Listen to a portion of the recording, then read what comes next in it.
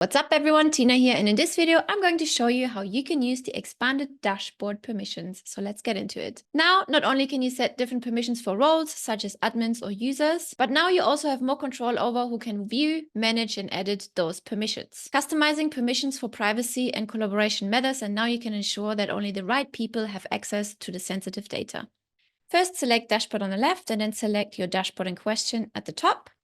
Then hover over to the three dots on the right and select Manage Permissions. So in this pop-up, you can specify who can access the dashboard. Since this is just a demo account and this is just a default dashboard, the view-only permission right here cannot be removed.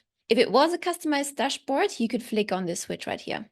All system admins automatically have access to this dashboard as well. And down here, you can determine which roles have what kind of access. So we have here the agency user, we have the account admin, and we have the account user. Clicking on the drop-down menu, you can see we have full permissions, we have edit permissions, and we have view permissions.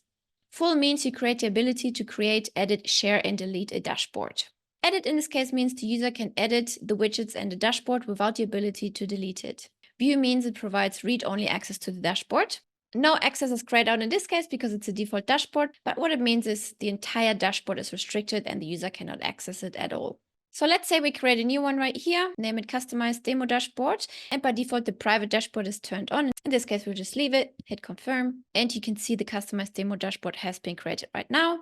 Let's click on the three dots, Manage Permissions. Let's toggle this off. And here you can see the no access has been enabled for all the roles because it is a customized dashboard. Also, please note the permissions are automatically adjusted based on the role hierarchy. So let's say the agency user has no access, then automatically everyone else below the agency user also doesn't have any access. Let's say we have full access, everyone still has no access, and we are able to adjust it accordingly.